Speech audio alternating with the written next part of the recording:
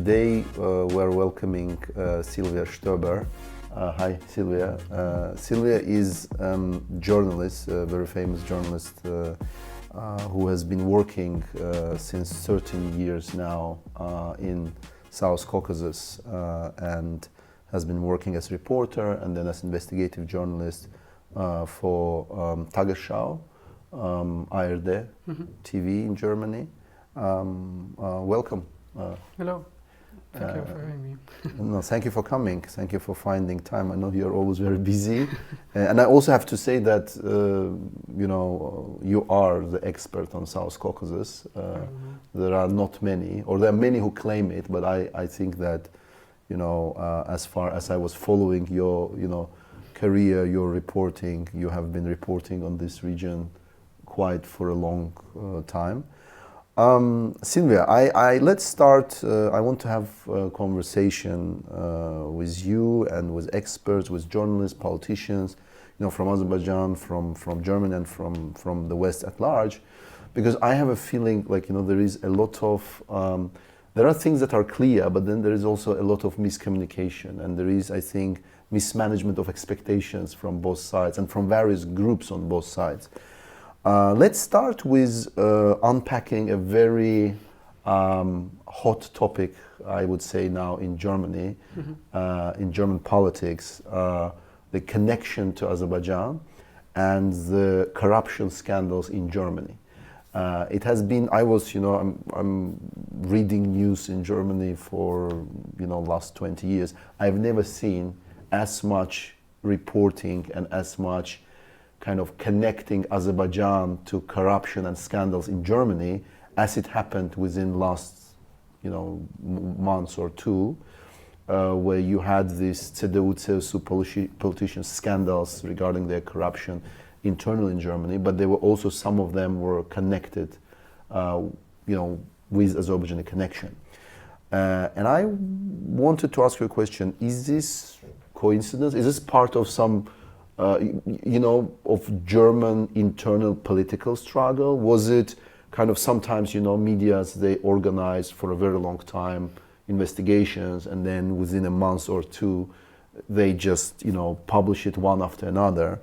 I want to because, I will speak about it later, but, from as Azerbaijani who is living now in Germany, but also followed this relationship, I was a bit shocked by the massiveness of mentioning Azerbaijan, including, in my view, a lot of old stories, but also new stories. And how could you help us to understand, like, how Azerbaijan is, what's happening here? Why Azerbaijan? Why now? Why it is such a hot topic now? I understand that many people are surprised from Azerbaijan, what's going on in Germany at the moment. But what I can say is for sure that developments in South Caucasus itself has nothing to do with what is happening in Germany now with the scandals and so on. It's really a domestic topic. And it did not start with Azerbaijan, but it started with the other scandals, with the mask scandals and so on, when politicians lobbied for some companies and some other things. And there was this very gray area between lobbyism and corruption, and this is a big topic at the moment, and it's mostly concerning Christian Democrats, CSU and CDU, and during this discussions and this scandal coming up, then the old story, so to say, about Azerbaijan came up as well, because some of those politicians involved have this story about doing this kind of lobbyism and being corrupted in a way. And so it seems that there is kind of a culture among politicians, among some politicians, groups of politicians, to act in this or to be in this gray area and not to have the right rules, so to say, or the right view how to deal with these things. And those stories, as you said, were there for years and years. And it was in the Council of Europe, there was this investigation, this report. And then there were some consequences for at least one politician who was at the time in the parliament. But then there were some more investigations. And these investigations now are going on. And it was taken over by the investigators in Munich, by this prosecutor's office. And they had some results just recently. And again, there's one politician from the Christian Democrats involved. And this was a very big topic, so to say, because they searched the houses and so on, and he lost his immunity in the parliament, which is quite something. But still, I would still make a difference between what is happening in Germany at the moment, and we have the upcoming, the starting election campaign with the elections in September, and completely different from what is going on in the South Caucasus at the moment. Yeah.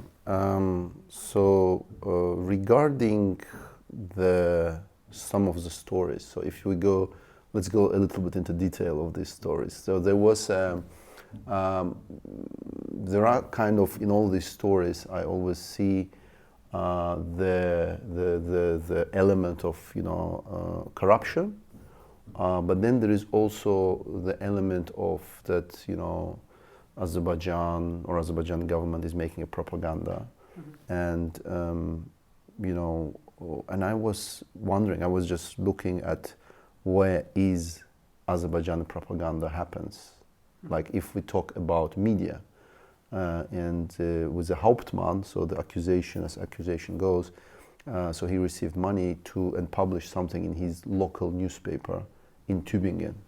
Thüringen, sorry, in Thüringen, yes. Yeah.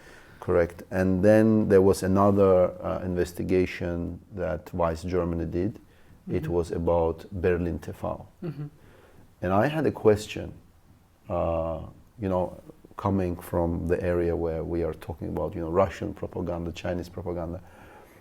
Is it, I have no questions about the corruption part of these articles, but when you talk about propaganda, how do you think, is it case of successful propaganda of the Azerbaijan government or parts of it or whoever did it, or is it failure of propaganda? Because, when I was, I don't know, this, what was it exactly in this local newspaper in Thüringen, and is this, how much influence such articles or whatever information was placed there can have on German public opinion? Or let's take Berlin TV. The Vice Germany made a huge article out of analyzing the statements, who came there, who gave interview there. And I had just one question, because I know so many people in Berlin and Germany.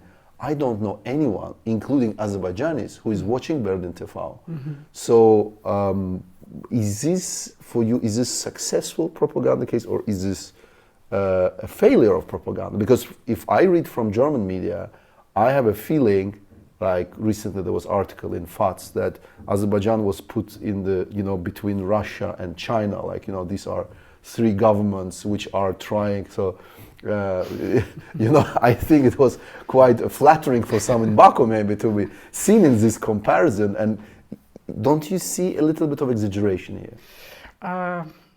There's the one question, what really the people in Baku wanted to achieve, and where do they put their money? And it seems that they made quite some efforts on some points, some places, and this media is one thing, politicians is another thing, organizing events and such things, as we had with TEARS, is another thing. It seems that it's quite a big effort when it comes to results. Of course, when you have a small newspaper in Thüringen, you will not have any effect in Berlin. That's the most effect, or the biggest effect you can have, is that some people in this region get interested in Azerbaijan, and maybe they are interested in doing some tourism to go there and maybe visit Baku and the other cities and so on. So it might raise some, some people getting interested in the region maybe. And the same with Berlin TV. This is just, this, as you said, who is watching this? Not me, not other people. I know in Berlin, as you said.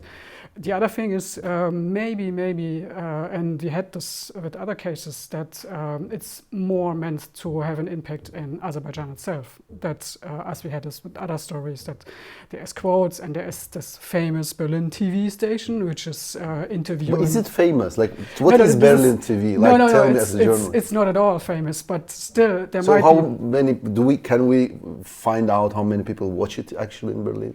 There is some statistics. There is this authority, It's this not, media authority. It's not popular, is it? It's existing for quite a long time for such a small one. This is quite something. I knew the Berlin TV station existed like 20 years ago. I think I have to check out, but it might be that long. So they are still there, and I might have an audience, but not that big one, and definitely not an audience which is people who decide on politics and so on. Not policymakers, not expert community. No. Yeah. I don't think so. Yeah. But again, it's more the question that media in Azerbaijan may think or may use it, those quotes which were published in this media, to say, look, there's media in Germany who say this and quote this. And looking at it from Azerbaijan perspective, I think that this is maybe a corruption scandal, but from another angle, because I think if someone wants to do like propaganda in Germany, the money spent in Berlin TV is rather not a sign of success, but rather a sign of failure. Like, it means that you cannot find any other media where you can, with which you can work, but you basically end up and I think this is like, there are some corruption scandals in Azerbaijan when money is taken to build something and part of the money is stolen. I don't know, of course, but it seems to me that some money, spent on, let's say, propaganda is, not well spent, because you cannot, and this is not the first case, I've seen it in different countries. So you see in a kind of online outlets or media outlets that are extremely marginal, not popular, like nobody hears about them unless there is something published in Azerbaijan, then it is shared in Azerbaijan, or someone tries to present it as, this is also opinion appearing in Western media, but it's not. It's actually, it's not. But what I would say, seen from the German perspective, since there are people trying to do this, not only from Baku, but as we know from Moscow, other cities, other countries, you have to be aware about this. And there might be some other media, there might be some other politicians, there might be some other organizations open for financing from those countries. So what we have to do is to put more attention who's offering money for what. And of course, it might be interesting to have reports about Azerbaijan, for example, about the nature, about culture and everything. Of course, this is interesting, and why not? But still, what is behind this, and why giving money for this, and what is the final goal, so to say? That is something we should put more attention on. Not, as I said, not only on Azerbaijan, but other countries as well. What are they doing here? But this is another interesting question for me. Like, with all the scandals, I had a feeling that there is, among the Azerbaijan community here, regardless of their political affiliations, there is almost like a collective guilt, because anything that now comes up with the name of Azerbaijan is about corruption, is bribes, and in German media, in the headlines, in the primetime shows like Markus Lanz and so on. I have a question to you. So how do you, every country and parts of those countries, like some groups in those countries, become business, civil society, other groups, and within the government there are various interests as well. I mean, some people deal just only with agriculture or tourism or I don't know, other areas of work. How do you distinguish, how can we all distinguish between this legitimate interest and legitimate work to influence and represent, to make sure that your interests are represented, to do joint projects and so on, and this gray area where criminal activity starts?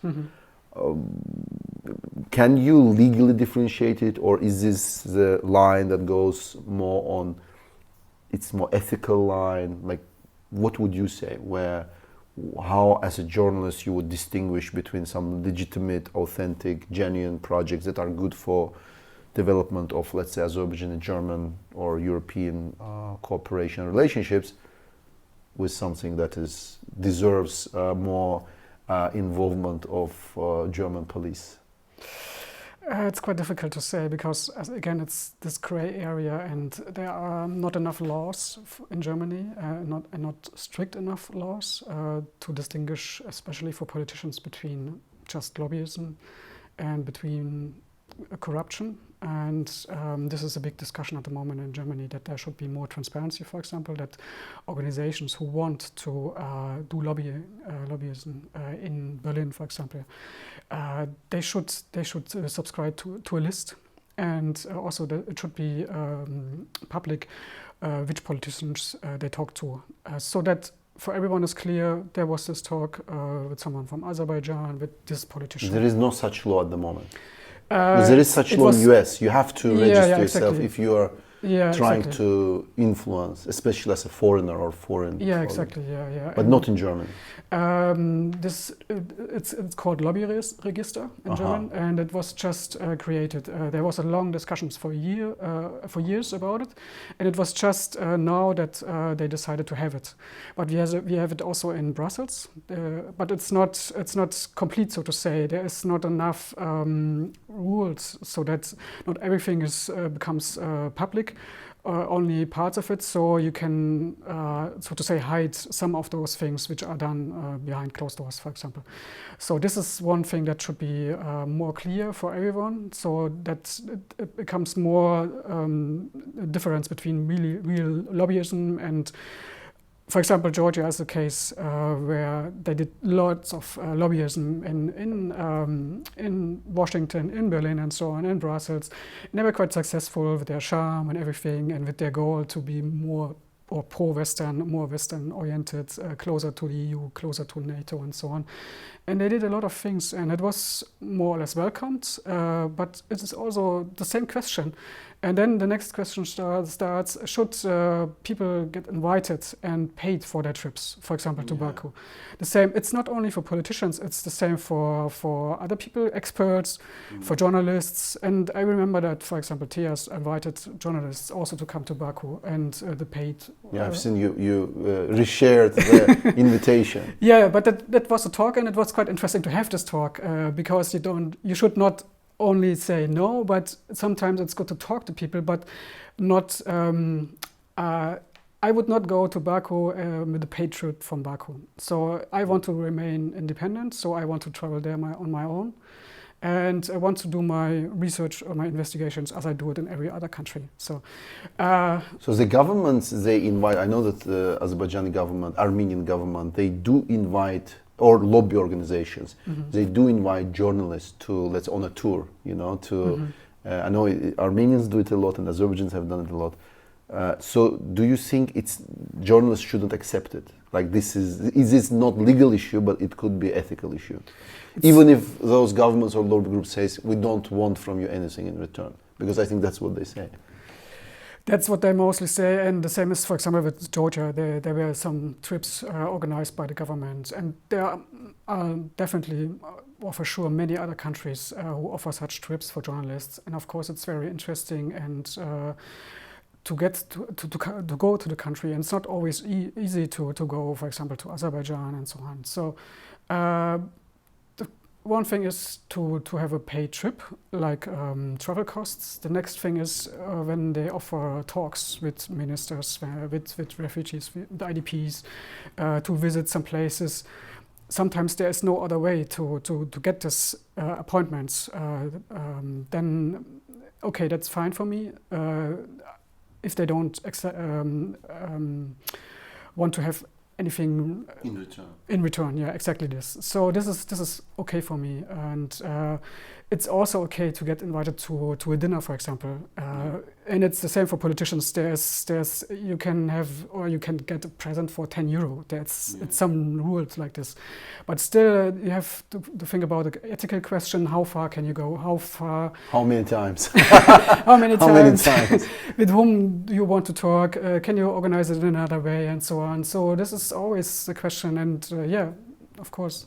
Yeah, because this is also affects your access of a journalist to, as you said, to the sources, to the governments.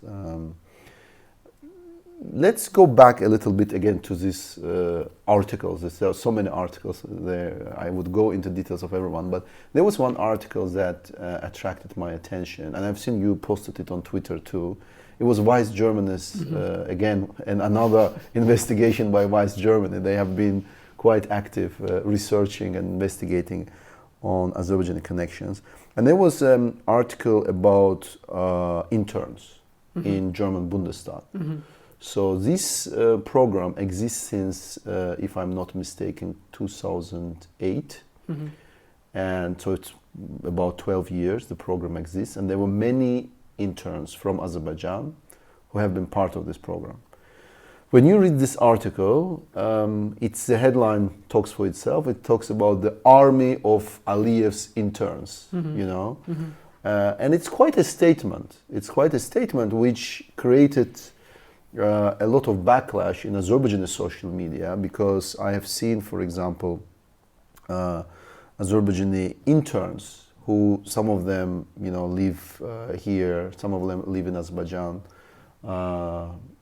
They have been appalled by they didn't question some of allegations there, but at large, the article basically claims that this is almost a lobby operation of Azerbaijani government in German Bundestag, and assuming that all interns have been, working, or after they had internship, started to work, for the government, for Aliyev.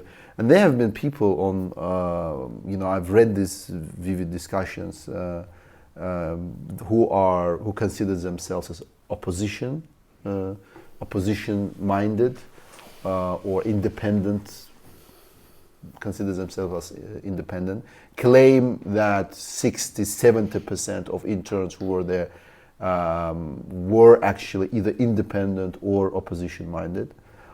Some of them, I will not name it, but I will love to introduce them to you, because they live, here in Berlin.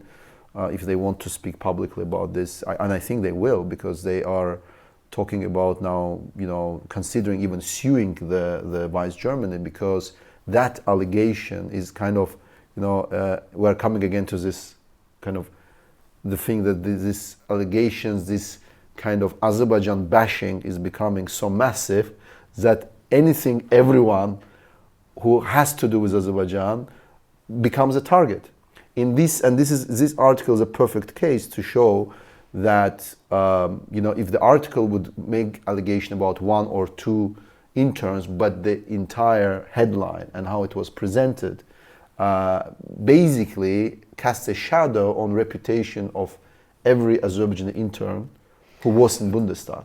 And at the end of the day, this is not Azerbaijani embassy, if I'm not mistaken, or government who is selecting those interns. Just let me explain why I had this on Twitter. I made a tweet about it, because some of those informations in this article were known, but what they did was to put loose ends together. And what I think is problematic about the whole process about these interns is how they were chosen, who were the people who decided. Who is choosing them, actually? There is a commission, and the question in this article, which was discussed, was which people are, which politicians are in this commission, and that was not entirely clear, because the administration did not give this information. So apparently there was, for example, one former politician from the Social Democrats in this commission several times, like 3 times or something like this.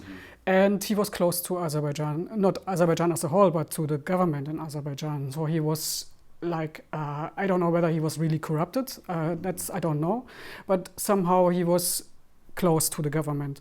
So, and that of course raises the question when he is in this group, in this commission, what are the rules for choosing these people? Maybe it's several people from Azerbaijan, but those persons from Azerbaijan with closer connections to the government will be chosen, and not the other one. So that might also happen. It's not.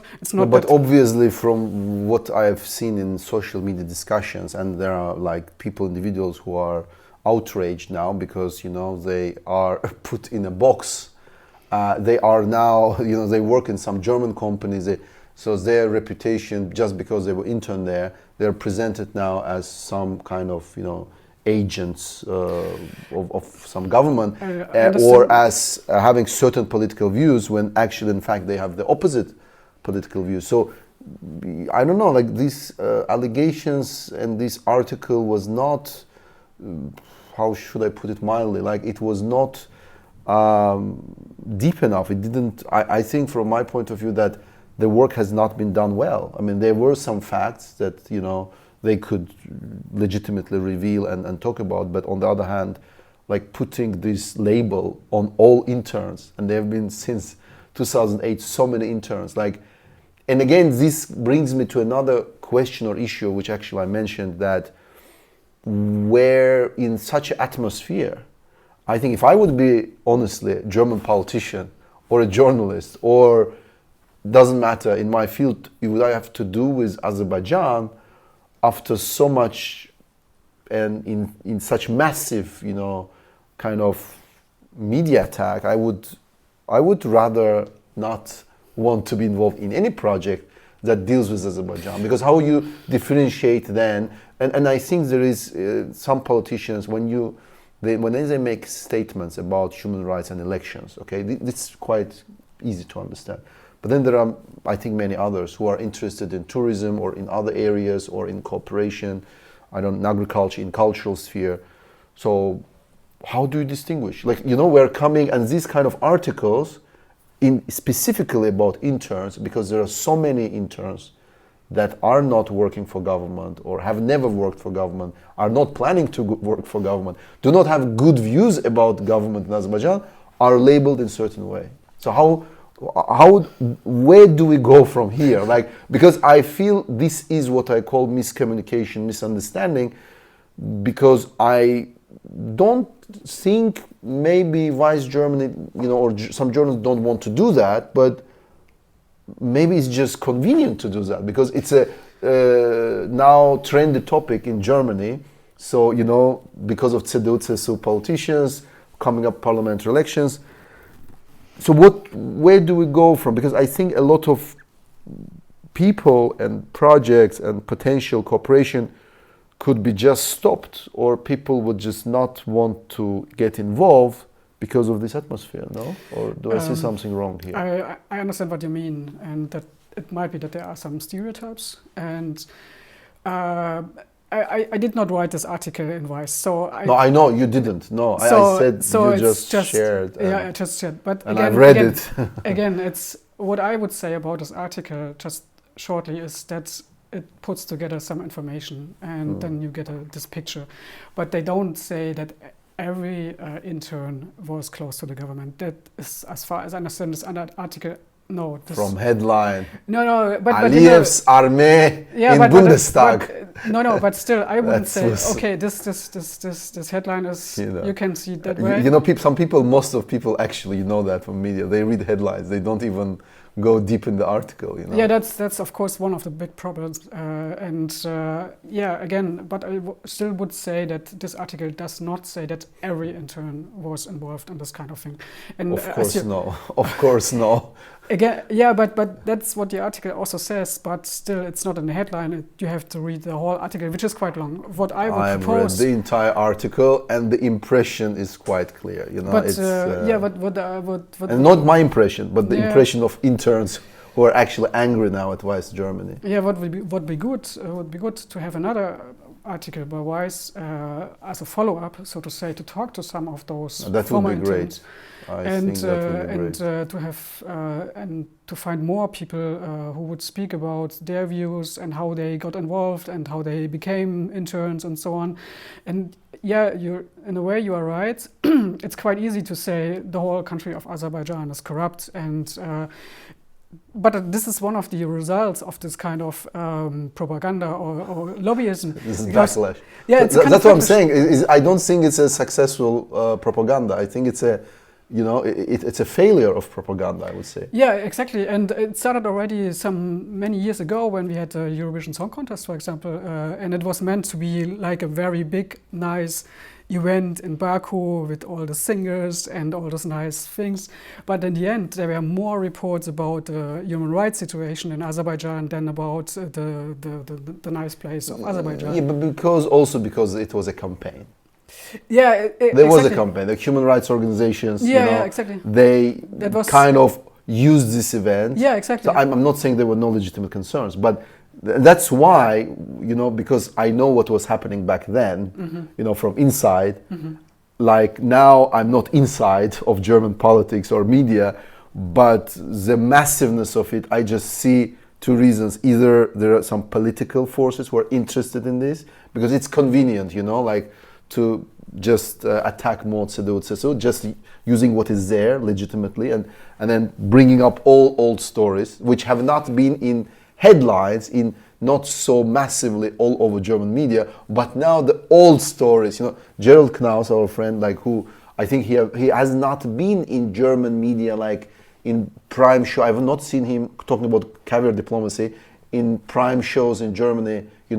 5 years ago or 6 years ago when he started writing about this and discovering these things. But now he's suddenly on Markus Land's show, and he's telling all these stories which are all because maybe I'm not saying anything about Gerald, because it's of course politically interesting now, and convenient for some political forces or interesting for German media. But it's okay. What I would like to say, the case of Karin Strenz is quite a big one, a very big one, that one politician in the parliament, in the Bundestag, was corrupted. And there should have been more results, more consequences about this.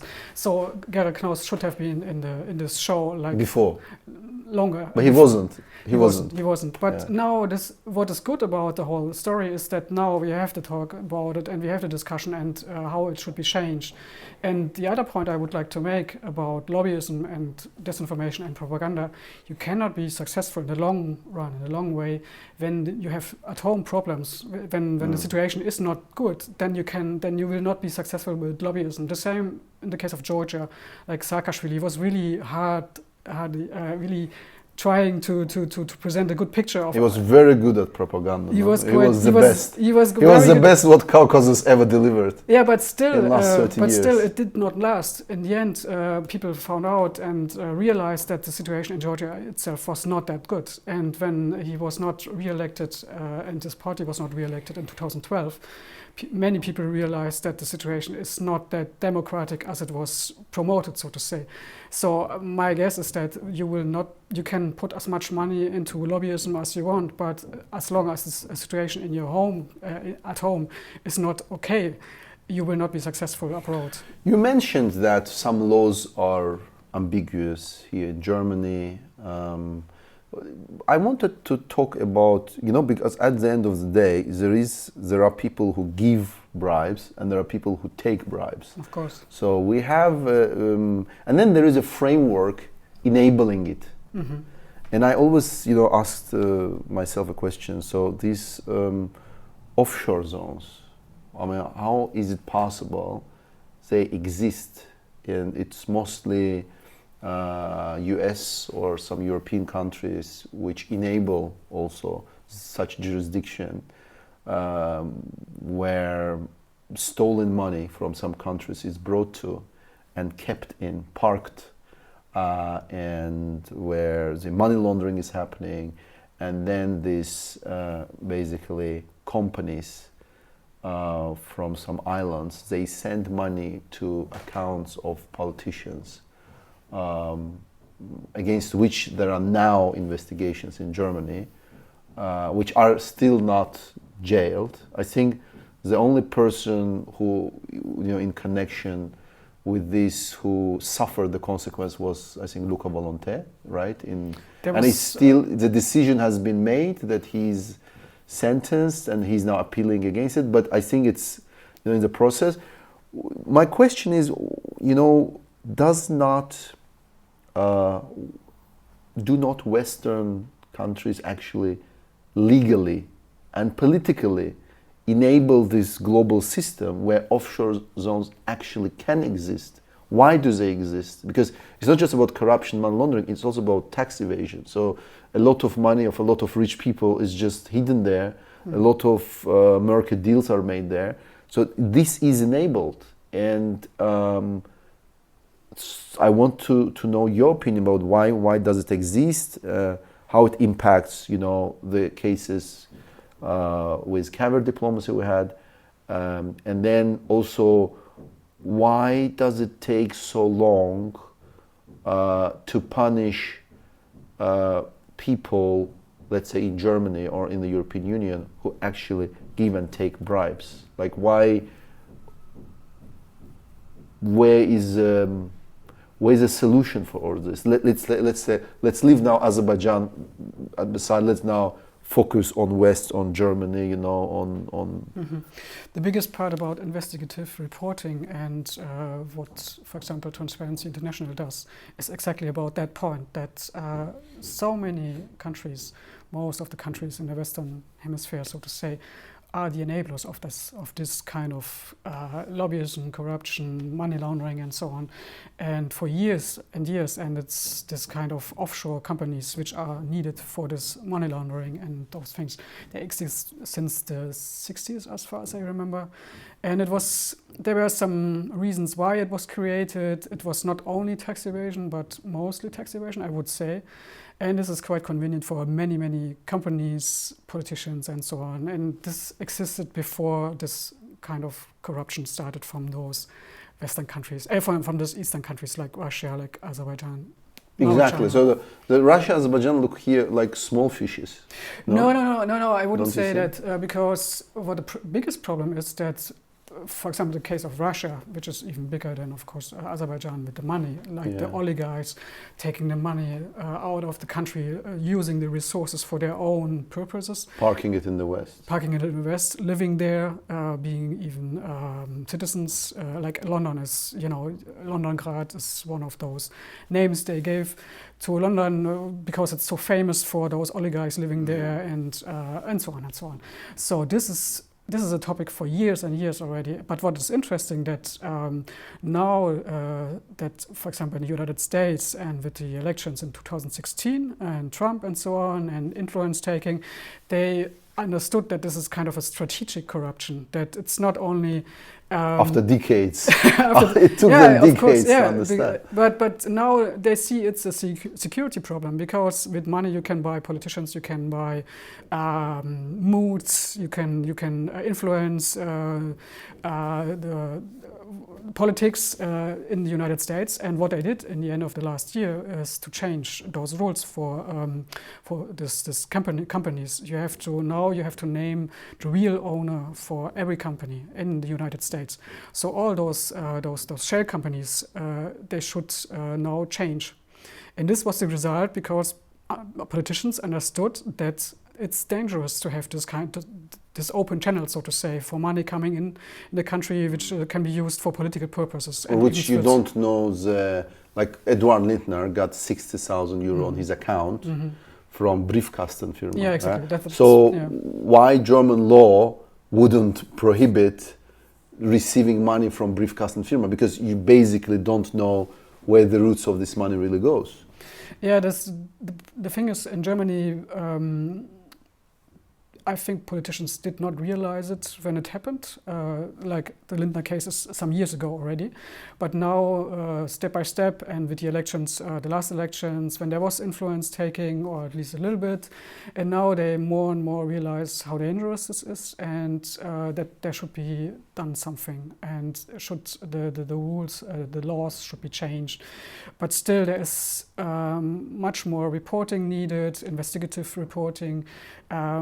Organizations like Lobby Control, like Transparency International in Germany, they are really working hard to have the laws changed. But we have more transparency, we have more clear picture of what is really going on.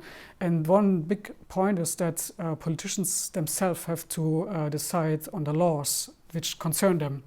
For example, when it comes to the lobby register, it's the politicians who have to make this law about the lobby register. So as long as there's not enough pressure on them from outside, they will not react. So now is a very good moment because of the election campaign and the pressure coming and this big scandal to change the laws. So now at least a little bit is done. Is this part of election campaign now in Germany? Because we have been seeing the rise of support for German Greens, and that the CDU-CSU were, in latest poll, they were losing kind of support. Like, I have a question to you regarding, let's say, there is high probabilities that Greens will be part of the next German government in whatever form and combination. Do you think that Green Party has a different ideas or agenda to push this? Is it part of their program or discussions, or it's not part of this election campaign? This corruption and this, this enabling legal framework and these gray areas of allowing all this. What I can say is that since the Greens were not in the government during the last years as the Christian Democrats were, they are not so close to many of those, for example, companies, organizations, and so on. And the Greens are basically not that close to companies as Christian Democrats are, or, for example, the Free Democrats are. So that's why they have less money for campaign. No, okay. there are other companies which are more interested to influence the Green Party. There is now an industry with renewable energies and so on. So that we have the same game, but it might be different. And I think that the Christian Democrats, for example, are more or less exhausted after so many years in the government. And it's always good to have changes so that other people go into the government and have responsibility and have to make decisions. And this is something I think many people think in Germany, that we need a change. We need new people who have a different view on what the future should be about, on the decisions we have to make. And the climate change, of course, is a big topic in Germany, and the Greens are there to start with this. And the Christian Democrats are not seen as that open for changes. And given that we have now the pandemic and the way it was dealt with is not perfect, so to say, so maybe other politicians will have better solutions for this. And this is more the mood, I would say, in Germany at the moment. Okay, let's go back to you personally and your experiences with Caucasus and with Azerbaijan. I know that in the past you have been in a blacklist and you couldn't travel to Azerbaijan, and then it changed. So you managed somehow to eliminate your name from the blacklist, and then I think you could travel to Azerbaijan. Can you tell us a little bit about that story? What happened, why you were blacklisted, and what changed that you were then allowed to travel to Azerbaijan? Was there also something changed also from Azerbaijani side, like they suddenly wanted to have journalists that they didn't want to have before? in Azerbaijan? No. The time when I was put on the list was when many other journalists as well were put on the list. So I don't think it was... Which year was it about? In 2000, before the presidential election. It wasn't after Eurovision Song Contest and before the presidential election. It was after 2012 and then in this year. There was the list created and it was published. Scholars, journalists. Yeah, many people, more than 100 people. And at this time, for example, I made reporting about this lobbyism efforts and this TIAs, for example, and such things. And then for many years, I did not try to change it. And because what they requested was to write a letter to the government that I recognize the sovereignty of Azerbaijan and so on. That did not change until now, as far as I know. I don't know whether they have changed the rules. I did not check it yet. But in 2019, I really wanted to go back to Azerbaijan to see what is going on, because I was told there were changes and it was really necessary if I want to do reports. And you were doing back then, I think, report for Bertelsmann Stiftung, right? Yeah, I made this study about corruption in the whole South Caucasus, and for this it was really necessary to go to Azerbaijan. And it was really interesting to go there. So what did you discover after your research?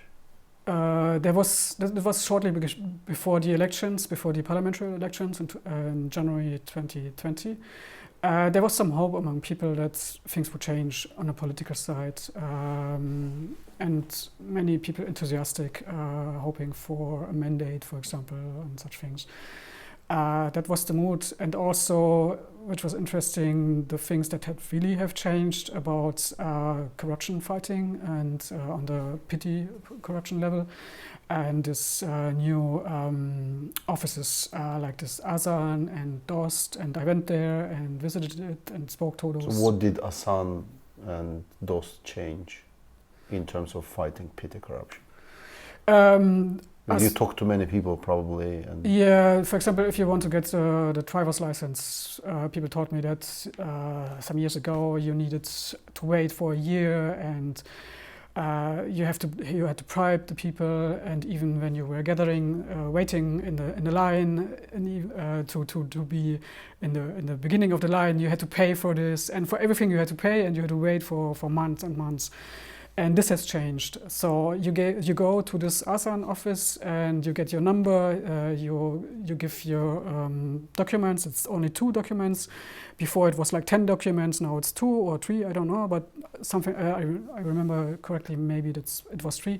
How long does it take? It takes, as far as I remember, a week, something like this. Really, very shortly, very fast, very comfortable in a way for the people. I've heard it takes now faster than in Germany. Yeah, there some things are, I have to say, organized better than in Germany, because it's digitalized and everything, and really they have their rules. And what is also important for the people there is that you don't give the money directly to those accountants, but you pay it on the account. So there is no chance for bribery, direct bribery, and this seems to work quite well, as far, or at least in Baku and in the big cities. What I was told is that it's very difficult to implement the whole system in the country, because the countryside. In the countryside, yeah, because it's kind of a competition, because the other authorities still there. They still want to remain in this situation. They can get bribes and can use the system. So the new system is a threat for them. So that's why recently a lot of heads of executives have been jailed in Azerbaijan. Yeah. So the process is ongoing. But it's interesting that when government wants, they can change certain things, within the system. So it remains to be seen if that could be applied also to legitimate representation and development of relationship with the West, and the more caviar diplomacy style of communication will be replaced with something more civilized. Well, Silvia, I think you have answered all my questions, and thanks a lot. Thanks a lot for coming, and thank you for your time. Thank you.